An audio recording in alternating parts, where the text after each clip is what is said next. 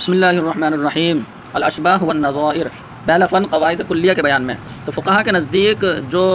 قواعد فقہیہ ہوتے ہیں وہ کلیہ نہیں ہوتے، یہاں پر قواعد کلیہ کہہ دیا ہے لیکن قواعد اکثریہ ہوتے ہیں۔ تو اب قاعدہ فقہا کے نزدیک وہ حکم اکثری ہے جو اپنے تمام جزئیات پر منطبق ہوتا ہے۔ تو فرماتے ہیں پہلا قاعدہ جو ہے لا ثواب الا بالنیت، یعنی نیت کے بغیر کوئی ثواب نہیں ہے، نیت کے بغیر کوئی ثواب نہیں ہے۔ تو مشائخ نے اس قول کی صراحت فقہ کی کئی جگہوں میں کی ہے۔ تو سب سے پہلی جگہ وضو ہے، یعنی سب سے پہلے وضو میں اس کی صراحت کی ہے۔ اب نیت کے بغیر کوئی ثواب نہیں، تو عبادت مقصودہ میں ثواب ہی مطلوب ہوتا ہے۔ اس سے پتہ چلا کہ نیت عبادت مقصودہ کے صحیح ہونے کی شرط ہے، اور عبادت غیر مقصودہ میں نیت شرط نہیں ہے، کیونکہ وہاں ثواب اگر ثواب کے لیے نیت کر سکتے ہیں اور نیت نہیں کی تو ثواب نہیں ملے گا۔ تو یہ فرماتے ہیں کہ چاہیں تو نیت عبادت صحیح ہونے کی شرط ہو، جیسے عبادت مقصودہ میں صحیح ہونے کی شرط ہے، جیسے کہ نماز، زکوٰۃ ہے، روزہ، حج ہے، چاہیں صحیح ہونے کی شرط نہ ہو، البتہ ثواب کے لیے نیت ہے، جیسے کہ عبادت غیر مقصودہ وضو غسل میں ہے۔ اب بتا رہے ہیں کہ لا ثواب الا بالنیت، یعنی نیت کے بغیر کوئی ثواب نہیں۔ اس قاعدے پر علماء نے انما الاعمال بالنیات حدیث کو ثابت کیا ہے، یعنی انما الاعمال بالنیات حدیث کو علماء نے اسی قاعدے کے مطابق جو ہے ثابت کیا ہے کہ نیت کے بغیر کوئی ثواب نہیں۔ تو اس حدیث کا بھی یہی مطلب ہے، کیسے کہ اس حدیث میں ہوا کہ انما الاعمال بالنیات، کہ اعمال کا مدار نیت پر ہے، تو اس کا مطلب ہوا نیت کے بغیر کوئی عمل نہیں۔ حالانکہ ہم دیکھتے ہیں کہ بہت سے اعمال بغیر نیت کے وجود میں آ جاتے ہیں۔ تو اس حدیث کو معنی صحیح کرنے کے لیے یہاں کچھ مقدر مانا جائے، تو اس کا مطلب خود حدیث نے تقاضا کیا کہ اس کو کچھ مقدر مانا جائے۔ تو جب حدیث خود تقاضا کرتی ہے، نص تقاضا کرتی ہے، تو اس کو اقتضاء النص کہتے ہیں، اور اقتضاء النص یہ مجاز ہے، یعنی تو اب اس کا مطلب یہ انما الاعمال بالنیات حدیث یہ باب مقتضیٰ سے ہے، یعنی اس میں تقاضا ہے کہ کچھ مقدر مانا جائے۔ تو اب یہ باب مقتضیٰ سے انما الاعمال بالنیات حدیث ہے، تو اب کیونکہ بغیر مقدر مانے اس کا معنی صحیح نہیں ہوگا، کیونکہ آپ کو بہت سے اعمال بغیر نیت کے پائے جاتے ہیں۔ تو اب علماء نے حکم کو مقدر مان لیا، اب ہو گیا انما حکم الاعمال بالنیات، کہ اعمال کا حکم نیت پر موقوف ہے۔ اب حکم کی دو قسمیں ہیں، حکم اخروی، حکم دنیاوی۔ تو حکم اخروی وہ ثواب و عقاب ہے، اور حکم دنیاوی صحت و فساد ہے۔ اب یہاں پر مراد کیا ہے حکم سے؟ تو حکم سے مراد وہ حکم اخروی ہے، کیونکہ حکم اخروی مراد ہے تو اس کی یہاں پر تین دلیلیں دیں گے۔ پہلی دلیل یہ ہے کہ علماء کا اس بات پر اجماع ہے کہ نیت پر موقوف ثواب و عقاب ہوتا ہے، نہ کہ صحت و فساد۔ تو اس کا مطلب یہ ہے کہ نیت کے بغیر حکم اخروی نہیں پایا جاتا، اور یہاں پر نیت کا معاملہ انما حکم الاعمال بالنیات۔ تو علماء کا اس بات پر اجماع ہے کہ یہاں پر حکم اخروی مراد ہے۔ تو حکم اخروی جب مراد لے لیا علماء کے اجماع کی وجہ سے، تو حکم دنیاوی مراد لینا منتفی ہو گیا، ایک دلیل۔ دوسری دلیل یہ ہے کہ ان حکم جو ہے وہ مشترک ہے، حکم مشترک ہے ثواب و عقاب حکم اخروی میں، اور صحت و فساد حکم دنیاوی میں، یہ مشترک ہے۔ تو اب مشترک کا جب ایک معنی مراد لے لیا ثواب و عقاب، تو اب حکم سے دوسرا معنی مراد نہیں لے سکتے، کیونکہ مشترک کے لیے عموم نہیں ہے۔ جب ایک مراد لے لیا تو دوسرا مراد نہیں لے سکتے، یہ ہم احناف کے نزدیک ہے۔ اور شوافع کے نزدیک عموم مشترک جائز ہے، تو وہ یہ کہتے ہیں کہ یہاں پر حکم اخروی مراد ہو سکتا ہے اور حکم دنیاوی مراد ہو سکتا ہے۔ تو اب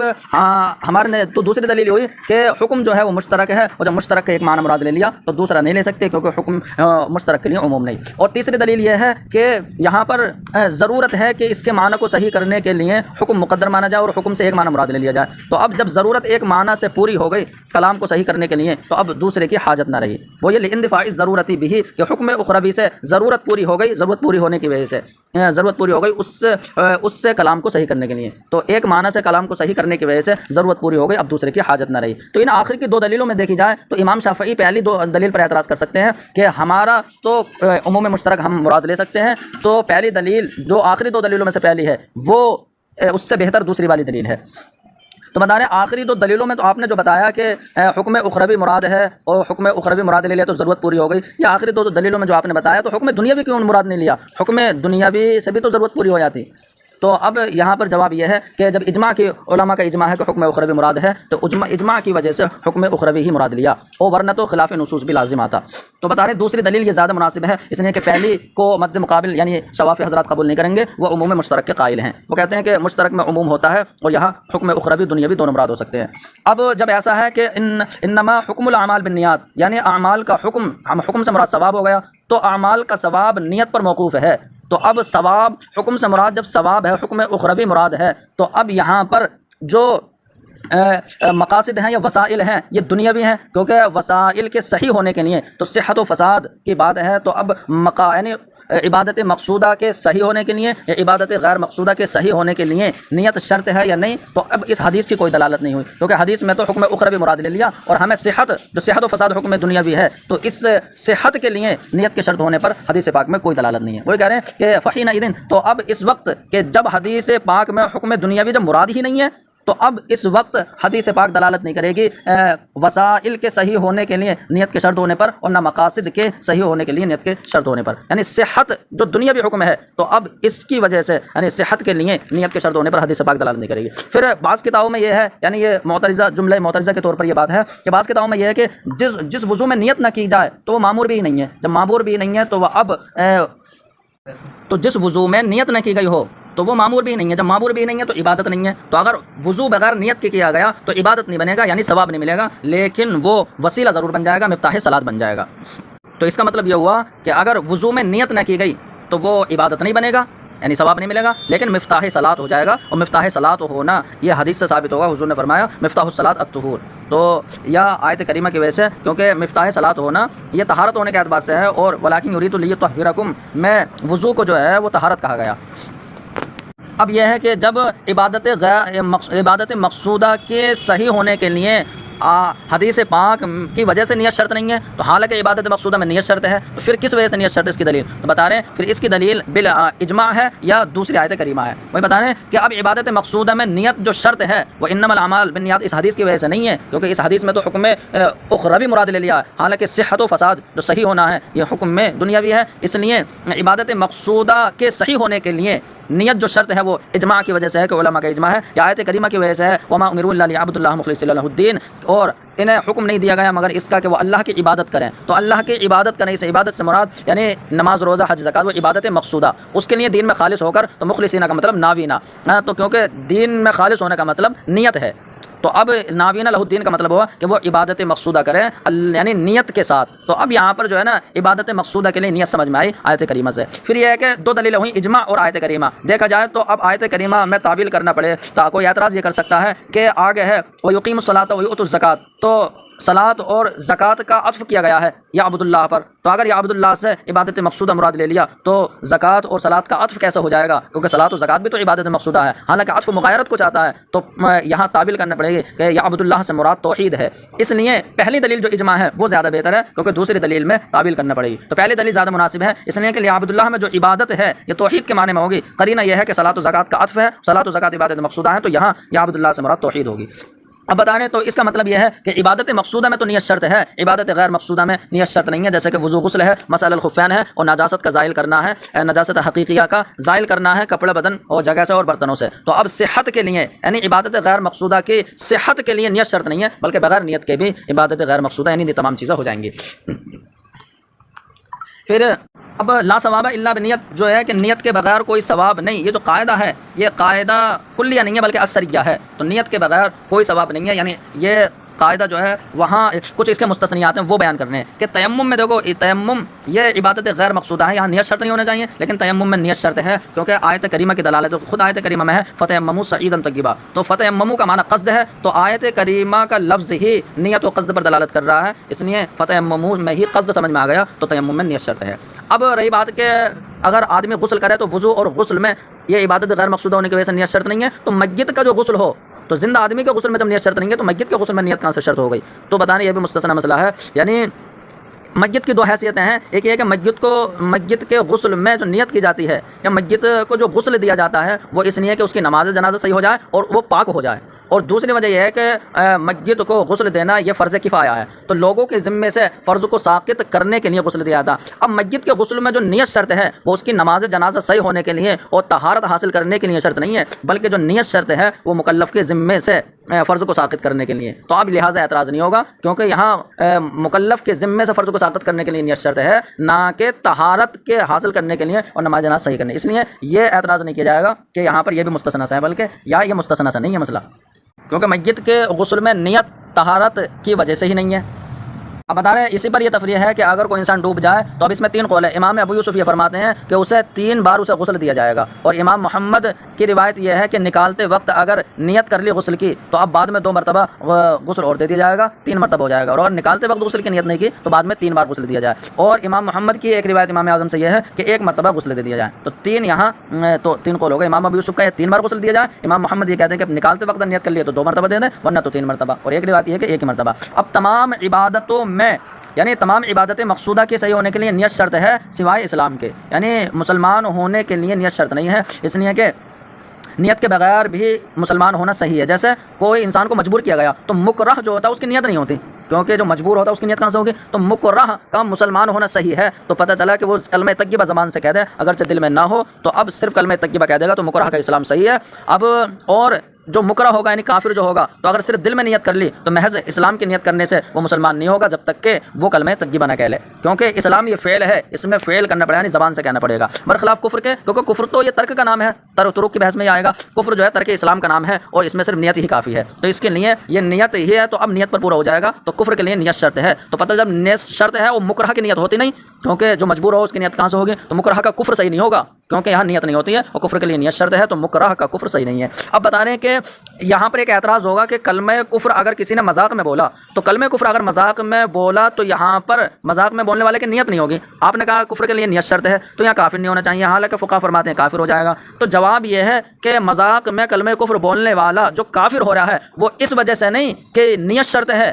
کیونکہ یہاں نیت شرط ہونے کی وجہ سے کافر نہیں ہو رہا کہ نیت کی ہے نہیں اس کی، بلکہ اس وجہ سے کافر ہو گیا کہ عین ہزل یعنی عین مذاق ہی کفر ہے۔ وہی بتا رہے ہیں کہ یہاں اس اعتبار سے کفر ہے کہ عین مذاق جو ہے وہ کفر ہے، اور یعنی کیونکہ کلمہ کفر مذاق میں کہنا یہ دین کو ہلکا سمجھنا ہے اور دین کو ہلکا سمجھنا کفر ہے۔ اب بتا رہے عبادت مقصودہ کے صحیح ہونے کے لیے نیت شرط ہے، تو عبادت مقصودہ یعنی مطلقاً نماز ہو چاہے نماز جنازہ ہو، اب فرض ہو واجب و سنت و نفل ہو، کوئی بھی ہو وہ لا تصح الا بہا، یعنی وہ نیت صحیح ہوں گے، تو اس کا مطلب عبادت مقصودہ وہ نیت صحیح ہوگی۔ اب یہ جب نیت صحیح ہوگی تو اس کا مطلب یعنی عبادت مقصودہ کے صحیح ہونے کے لیے تو نیت شرط ہے، لیکن عبادت مقصودہ کو اگر ختم کیا نیت سے تو نیت سے ختم نہیں ہوں گے، بلکہ جب تک کہ منافی صلاۃ کوئی کام نہ کر لیا جائے۔ اس سے پتہ چلا اگر بیچ نماز میں قطع صلاۃ کی نیت کر لی تو نماز سے نہیں نکلے گا جب تک کہ منافی صلاۃ کوئی فعل نہ پایا جائے، کیونکہ عبادت کا شروع کرنا، کیونکہ عبادت مقصودہ کے صحیح ہونے کے لیے تو نیت شرط ہے، ختم ہونے کے لیے نیت شرط نہیں ہے، بلکہ منافی صلاۃ کوئی فعل پایا جائے۔ تو اس کا مطلب یہ ہے کہ اگر کسی نے ایک نماز یعنی نماز پڑھ رہا ہے تو نماز سے منتقل ہونے کی نیت کی دوسری نماز کی طرف، اور دوسری نماز جو ہے وہ غیر ہے، مطلب ظہر کی نماز میں ہے اور عصر کی طرف منتقل ہونے کی اگر نیت کر لی تو صرف نیت سے منتقل نہیں ہوگا جب تک کہ تکبیر تحریمہ نہ کہہ لے، تو الگ سے تکبیر تحریمہ کہے، تو یہاں پر جو نماز کو ختم کرنے والی ہے وہ تکبیر ہے نہ کہ نیت، تو پتہ چلا کہ منتقل تبھی ہوگا جب کہ تکبیر تحریمہ سے الگ سے شروع کرے۔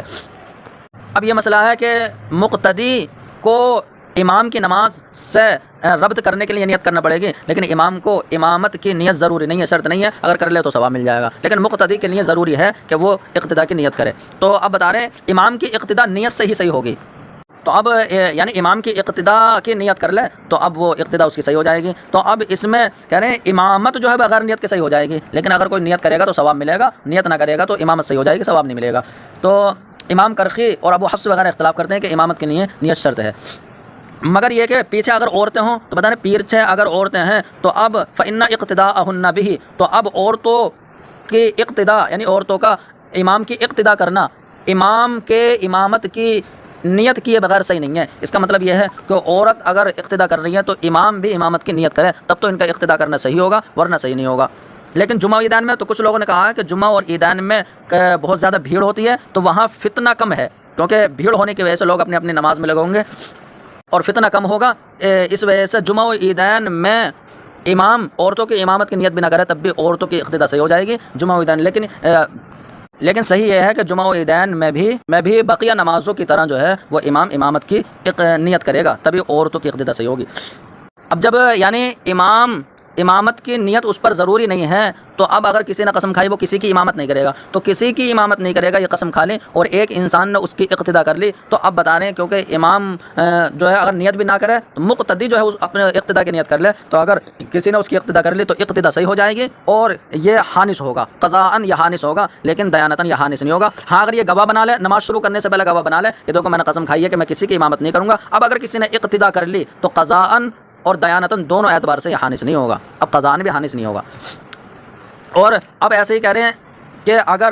اگر لوگوں کی امامت کی اسی قسم کھانے والے نے، اگر لوگوں کی امامت کی جمعے کی نماز میں، تو جمعے کی نماز میں اگر امامت کی تو اس نے کہا کسی کی امامت نہیں کرے گا، اور امامت سے مراد فرد کامل ہوگا، یعنی رکوع سجدے والی نماز کی امامت نہیں کرے گا، تو اب جمعے میں اگر لوگوں کی امامت کر لی تو اب یہ ان کا اس کی امامت جو ہے صحیح ہے، اور یہ قضاءً یہاں حانس ہوگا، قضاءً یہ حانس ہو جائے گا کیونکہ اس نے لوگوں کی امامت کر لی ہے۔ ٹھیک ہے، اب یہ ہے کہ نماز جنازہ اور سجدے تلاوت میں رکوع سجدہ نہیں ہوتا، یعنی یہ مکمل نماز نہیں، نماز جنازہ میں تو رکوع سجدہ ہوتا نہیں، اور سجدے تلاوت یہ نماز نہیں، تو نماز جنازہ اور سجدے تلاوت میں اگر لوگوں کی امامت کی ہے تو اب امامت ان نے کہی کہ امامت نہیں کروں گا، تو یہ امامت ہے ہی نہیں کیونکہ یہ نماز کامل نہیں ہے رکوع، تو اب اس کا مطلب بالکل بھی یہ حانس نہیں ہوگا، نہ قضاءً نہ دیانتاً۔ اب یہ کہ اگر قسم یہ کھائے کہ فلاں شخص کی یعنی زید کی امامت نہیں کرے گا اور اس نے لوگوں کی امامت کر لی، لیکن یہ نیت اب بھی اس کی یہ ہے کہ میں زید کی امامت نہیں کروں گا اور زید کے علاوہ کی جو ہے امامت کروں گا، تو اب زید کی امامت نہیں کرے گا، باقی کی امامت کر رہا ہے یہ، اگر یہ نیت کر لی اور اسی زید نے پھر اس کی اقتدا کر لی تو اب یہ حانس ہو جائے گا، اگرچہ اسے معلوم نہ ہو کہ زید بھی میرا مقتدی ہے۔ تو یہاں پر حانس کیوں ہو جائے گا؟ تو بتا رہے ہیں اس لیے کہ جب اس نے یہ نیت کی ہے کہ وہ دوسروں کی امامت کر رہا ہے، یعنی زید کے علاوہ لوگوں کی امامت کر رہا ہے، جب اس نے یہ نیت کی تو ان لوگوں میں یہ انسان بھی داخل ہو گیا، خود بخود داخل ہو گیا، اور اس نے یہ کہی تھی کہ زید کی امامت نہیں کرے گا، وہ اس میں داخل ہو گیا تو حانس ہو جائے گا۔ لیکن بتا رہے ہیں کہ اگر اس نے اس کی امامت کی نیت تو نہیں کی ہے، تو اگر جس کی امامت کی نیت نہیں کی ہے تو اس کی امامت پر امام کو ثواب نہیں ملے گا، وہ باقی جن کی امامت کی نیت کی ہے ان کی امامت کا ثواب مل جائے گا، وہی بتا رہے ہیں لیکن لا ثواب لہ، لیکن امامت پر امام کو ثواب نہیں ملے گا جس کی نیت نہیں کی، باقی کا ثواب مل جائے گا۔ اب سجدہ تلاوت بھی عبادت مقصودہ ہے، تو نماز کی طرح سجدہ تلاوت میں بھی نیت کا ہونا ضروری ہے، ایسے ہی سجدہ شکر بھی عبادت مقصودہ ہے، اس میں بھی نیت کا ہونا ضروری ہے، ان کے یعنی امام اعظم کے قول پر جس کو مشروع کہتے ہیں، تو امام اعظم جہاں سجدہ شکر کو مشروع کہتے ہیں وہاں مراد جائز ہوتا ہے، اور جہاں غیر مشروع کہتے ہیں کہ مشروع نہیں ہے اس کا مطلب واجب نہیں ہے، تو اب امام محمد اختلاف کرتے ہیں امام اعظم سے، وہ اسے سنت کہتے ہیں اور امام اعظم صرف جائز کہتے ہیں، تو معتمد بات یہ ہے کہ امام اعظم امام محمد کے درمیان اختلاف سجدہ شکر کے سنت ہونے میں ہے، جائز ہونے میں نہیں ہے، کیونکہ امام محمد اگر سنت کہتے ہیں تو سنت میں جائز بھی آ گیا،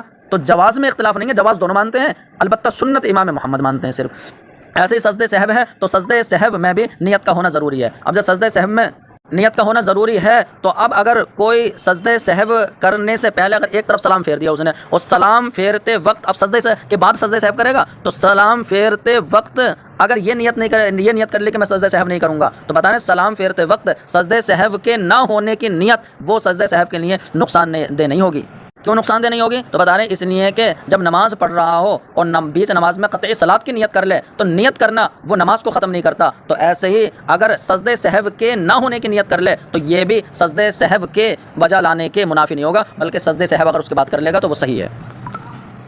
اب یہ ہے کہ خطبہ چاہے جمعہ کا ہو یا عیدین کا ہو تو خطبے کے لیے نیت شرط ہے، تو خطبے کے صحیح ہونے کے لیے نیت شرط ہے۔ اب اگر کوئی ممبر پر چڑھا ہو، ممبر پر چڑھتے وقت چھینک آ گئی تو چھینکتے وقت اس نے الحمدللہ کہہ دیا لیکن خطبے کا قصد نہیں ہے تو خطبہ صحیح نہیں ہوگا، کیونکہ خطبے کے صحیح ہونے کے لیے نیت شرط ہے، اور اس نے الحمدللہ وہ چھینکنے کا جواب دیا، وہی فرمایا کہ الحمدللہ چھینکنے کے وقت کہا غیر قاصد اللہ، اور خطبے کا قصد نہیں ہے، تو جب خطبے کی نیت نہیں ہے تو اب جمعہ کا خطبہ صحیح نہیں ہوگا۔ جیسے کہ اب بتا رہے عیدین کا خطبہ بھی ایسے ہی ہے، مطلب یہ کہ عیدین کے خطبے کے صحیح ہونے کے لیے بھی نیت شرط ہے، تو اب کیونکہ علماء نے فرمایا ہے کہ یشترط لہا، جمعے کے عیدین کے خطبے کے لیے وہ تمام شرطیں ہیں کہ جو جمعے کے خطبے کے لیے شرطیں ہیں، تو بتا رہے تمام شرطیں ہیں سوائے خطبے کے مقدم ہونے کے، کہ جمعے کا خطبہ پہلے ہوتا ہے اور عیدین کا خطبہ بعد میں ہوتا ہے۔ لیکن ایک بات اور ہے کہ یہ کہنا چاہیے اور کہ عیدین کا خطبہ یہ سنت ہوتا ہے اور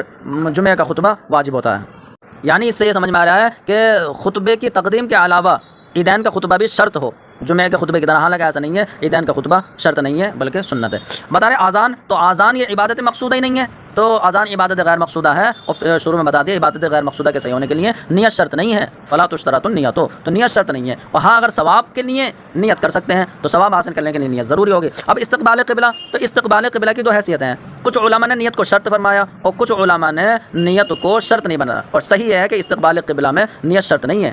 تو بتا رہے ہیں استقبال قبلہ میں نیت شرط کیوں نہیں ہے؟ تو بتا رہے ہیں جب اگر نماز پڑھ رہا ہو کوئی انسان تو وہ منہ قبلے کی ہی طرف کرے گا، تو جب کرے گا تو وہاں نیت ہی شرط نہیں ہے۔ جب جس چیز جو بغیر نیت کے ہو رہی ہے تو وہاں نیت شرط نہیں ہے۔ تو اب امام جرجانی نے تو یہ کہا کہ استقبال قبلہ کے لیے نیت شرط ہے، اور صحیح یہ ہے کہ شرط نہیں ہے۔ تو اب اس کو جو ہے نا تطبیق دی ہے، تو بعض علماء نے یہ کہا ہے کہ جہاں پر نیت کو شرط قرار دیا ہے تو اس کا مطلب یہ ہے کہ کوئی جنگل اور صحرا میں نماز پڑھ رہا ہے تو وہاں پر اسے پتہ نہیں ہے کہ قبلہ کدھر ہے، تو وہاں پر قبلہ کیونکہ اسے پتہ نہیں ہے تو اب قبلے کی جانب کو متعین کرنے کے لیے نیت شرط ہے۔ تو صحرا میں اگر نماز پڑھ رہا ہو، اب وہاں پر قبلے کو متعین کرنے کے لیے نیت شرط ہے، تو استقبال قبلہ کے لیے نیت شرط ہو گئی۔ ہاں اگر محرم میں پڑھ رہا ہے تب تو کوئی شبہ نہیں ہے، اسے یقین ہے کہ میں استقبال قبلہ میرا ہو رہا ہے، تو محرم میں اگر نماز پڑھ رہا ہے تب نیت شرط نہیں ہے کیونکہ وہ خود بخود متعین ہے۔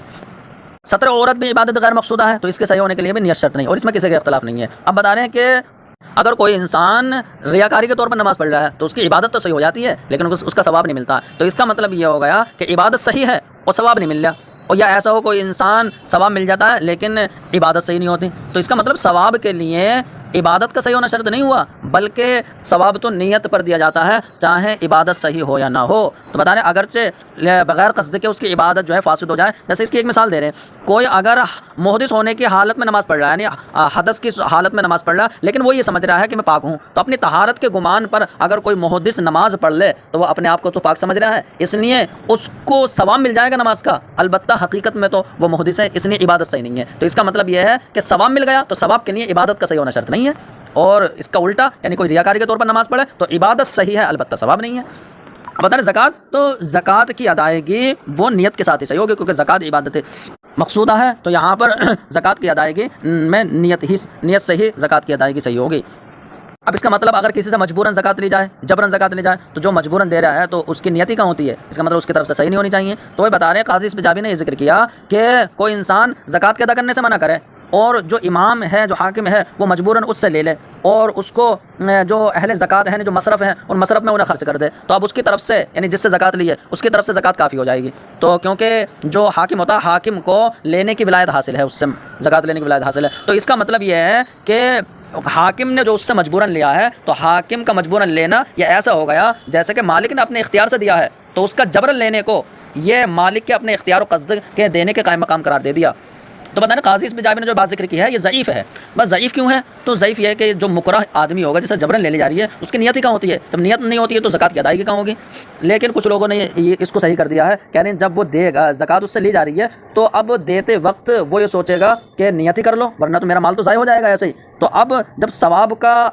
ملنا یا ممکن ہے تو وہ اپنے مال کو ضائع نہیں کرے گا بلکہ نیت ہی کر لے گا۔ اسی لیے کہہ رہے ہیں کہ اس کا لینا ایسا ہے جیسے مالک نے اپنے اختیار سے دیا ہے، لیکن بہرحال مکرہ کی نیت نہیں ہوتی ہے۔ اس نے قاضی اسبجابی نے جو ذکر کیا ہے فما ذکرہ، اس کی خبر ہے ضعیف، تو یہ ضعیف ہے۔ معتمد مذہب یعنی مفتبی مذہب یہ ہے عدم الاجزاء، کہ زکوٰۃ کافی نہیں ہوگی کرہن، جو مجبوراً لی گئی ہو تو مجبور کر کے زکوٰۃ کافی نہیں ہوگی کیونکہ یہاں نیت نہیں ہوتی۔ تو بتا رہے ہیں محیط میں صحیح بات ہے، تو جو انسان زکوٰۃ کی ادائیگی سے رک جائے تو فالساعی جو زکوٰۃ وصول کرنے والا ہے وہ اس سے زکوٰۃ مجبوراً نہیں لے گا، کیونکہ مجبوراً اگر لے لی تو اس کی نیت نہیں ہوگی، اگر اس نے لے لیا تو زکوٰۃ واقع نہیں ہوگی کیونکہ یہ بغیر اختیار کی ہوگی، بغیر اختیار ہونے کی وجہ سے۔ لیکن کرے گا کیا؟ تو حاکم حکم دے گا کہ اب اس کو جو ہے یعنی قید کر دیا جائے گا، تو اس کو مجبور کیا جائے گا قید کر کے تاکہ یہ خود اپنی رضامندی سے دے دے، اور جب خود اپنی رضامندی سے دے گا تو وہاں پر اس کی نیت پائی جائے گی اور اپنے اس کی نیت کی وجہ سے زکوٰۃ کی ادائیگی ہو جائے گی۔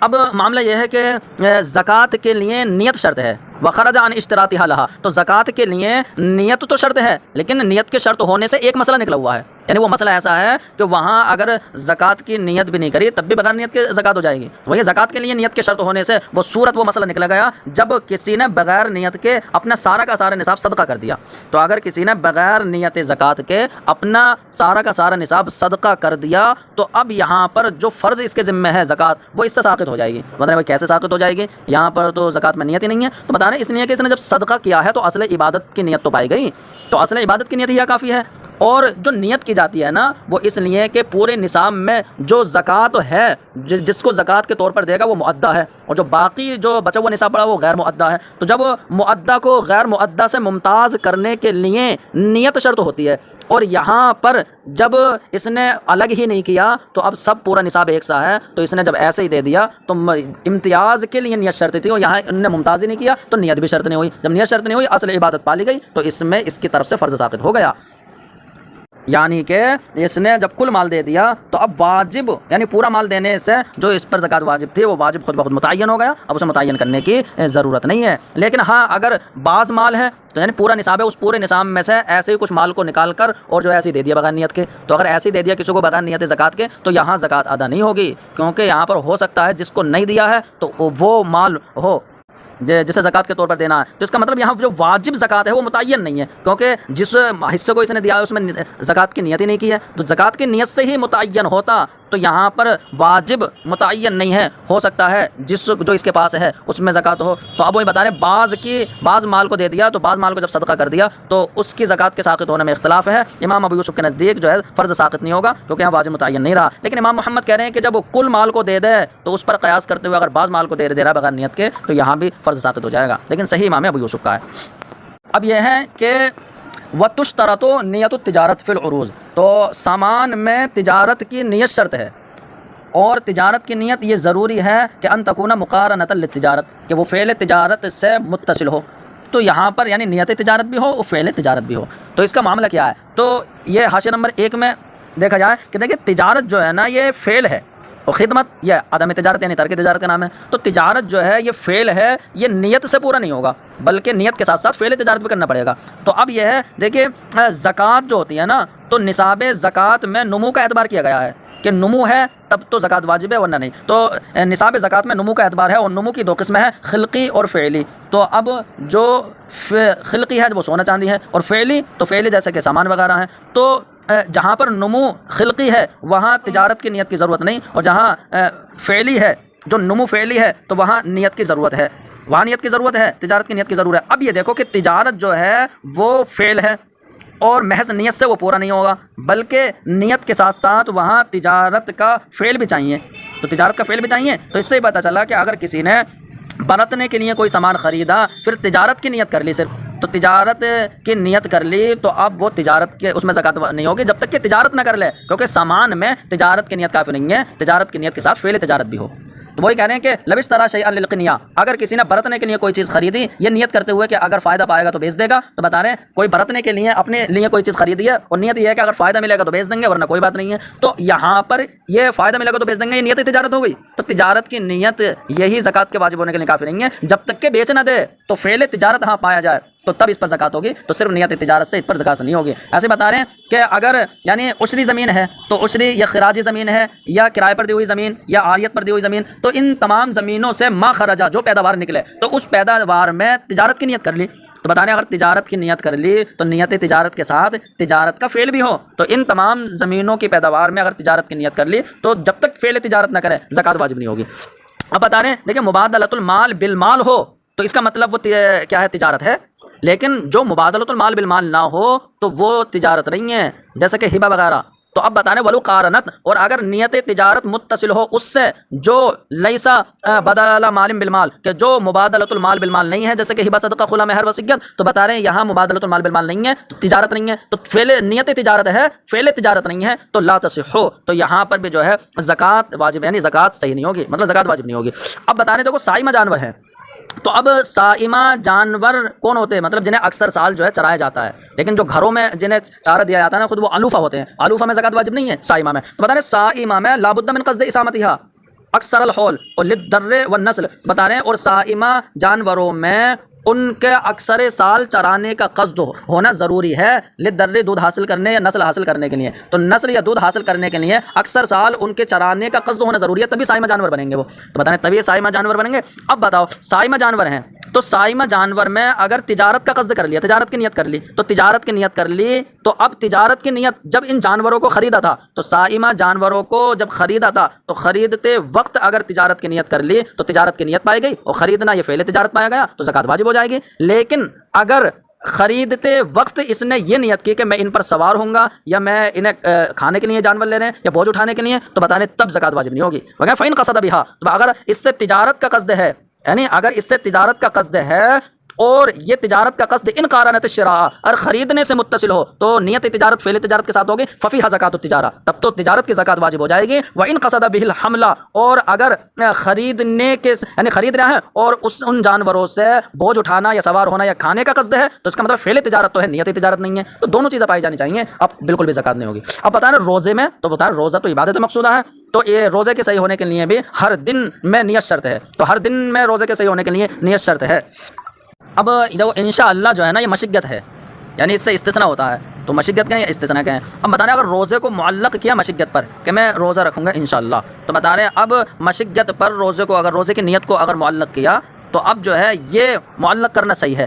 بتا رہے ہیں یہاں پر معاملہ یہ ہے کہ روزے کا تعلق جو ہے نا وہ نیت پر ہے، تو اس کا مطلب جن چیزوں کا مدار نیت پر ہے تو وہ چیزیں استثناء یعنی انشاءاللہ سے باطل نہیں ہوتی، اور جن چیزوں کا مدار اقوال ہے وہ اقوال پر ہے وہ استثناء یعنی انشاءاللہ سے باطل ہو جاتی ہیں۔ اس کا مطلب طلاق و اطاق میں کہہ دیا کہ تو یہ طلاق ہے انشاءاللہ، تو اب انشاءاللہ سے یہ طلاق باطل ہو جائے گی، طلاق نہیں پڑے گی۔ وہ بتائیں ولو علق کہا بالمشیہ، تو اگر روزے کی نیت کو معلق کر دیا انشاءاللہ پر تو اب یہ معلق کرنا صحیح ہے، لأنہا اس لیے کہ نیت جو ہے اقوال کو باطل کرتی ہے نہ کہ نیت کو، تو نیت کو جو یعنی روزے کی نیت کو معلق کیا نا مشقت پر، تو اب یہ صحیح ہے، اس لیے کہ نیت جو ہے وہ اقوال کو باطل کرتی ہے اور نیت اقوال میں سے نہیں ہے، اس لیے نیت روزہ وہ باطل نہیں ہوگی۔ اب بتا رہے ہیں کہ عبادت مقصودہ میں نیت جو ہے وہ شرط ہے، تو اصل نیت میں تمام برابر ہیں، تو فرض ہو سنت ہو نفل ہو تو ہے تو تمام عبادت مقصودہ، اور تمام میں نیت شرط ہے، تو اصل نیت میں تمام برابر ہیں۔ فرق بس یہ ہے کہ فرض کو متعین کرنا پڑتا ہے اور سنت و نفل جو ہے اس میں تعین ضرور نہیں ہے،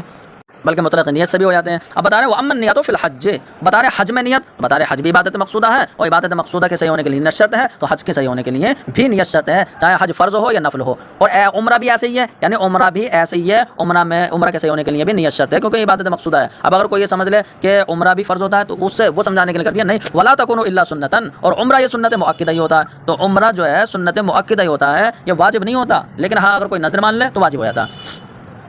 اب بتا رہے فرض، تو فرض کے صحیح ہونے کے لیے نیت شرط ہے، تو اب جس چیز میں نظر مان لے گئی جو منظور ہے تو اس منظور کے صحیح ہونے کے لیے بھی نیت کی ضرورت ہے، تو یہ بتا رہے منظور یہ فرض کی طرح ہے نیت کی ضرورت ہونے میں، تو اب دونوں کے صحیح ہونے کے لیے نیت ضروری ہے۔ تو اس کا مطلب یہ ہوا کہ نظر ان چیزوں میں ہوتی ہے کہ جو خود واجب نہ ہو لیکن واجب کے جنس سے ہو، جیسے کہ میں 2 رکعت نفل نماز پڑھوں گا تو نماز یہ واجب کے جنس سے تو ہے لیکن اس پر واجب نہیں ہے خود سے، تو اب اس میں تو نظر ٹھیک ہوگی۔ لیکن کوئی یہ کہے کہ اگر میرا یہ کام ہو گیا تو میں آج کی ظہر کی نماز پڑھوں گا، تو ظہر کی نماز یہ واجب کے جنس سے ہے لیکن اس پر پہلے سے ہی واجب ہے، یہ تو اس پر خود واجب ہے، تو اس میں نظر نہیں مان سکتے۔ وہ بتا رہے ولو نظر حجت الاسلام، اگر کسی نے اسلام کے حج یعنی حج کی نظر مان لی، بتا رہے حج کی نظر مان لی تو حج تو اس پر خود پہلے سے لازم ہے، تو اس پر جو ہے وہ حج اسلام کا حج ہی اس پر لازم ہوگا اور اس کی نظر یہاں ٹھیک نہیں ہوگی۔ جیسے کہ اگر قربانی کی کسی نے نظر مانی تو بتا رہے یہاں نظر صحیح نہیں ہے، نظر شرعی اسی کو کہتے ہیں جس کا پورا کرنا واجب ہے، یعنی نظر شرعی جو واجب نہ ہو لیکن واجب کے جنس سے ہو، تو خود واجب نہ ہو لیکن واجب کے جنس سے ہو۔ اب بتا رہے والقضاء فی الکل کالاداء، تو اصل نیت کے اعتبار سے سم قضا و ادا کی طرح ہے، جیسے ادا میں نیت کا ہونا ضروری ہے ایسے قضا میں نیت کا ہونا ضروری ہے، قضا چاہے روزہ ہو یا نماز ہو، تو بتا رہے سم قضا جو ہے وہ ادا کی طرح ہے اصل نیت کے اعتبار سے کہ اصل نیت تمام میں شرط ہے۔ اب بتا رہے اعتکاف، تو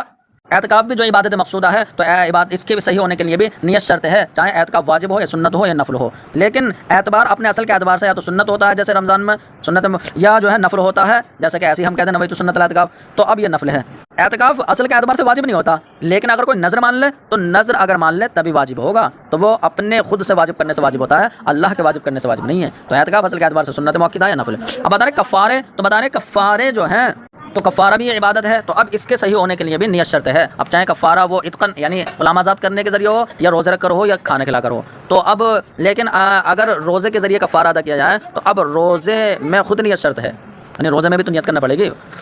اب بتانا قربانیاں، تو اما الضحایا، تو قربانی میں بھی نیت کا ہونا ضروری ہے کیونکہ یہ عبادت مقصودہ ہے،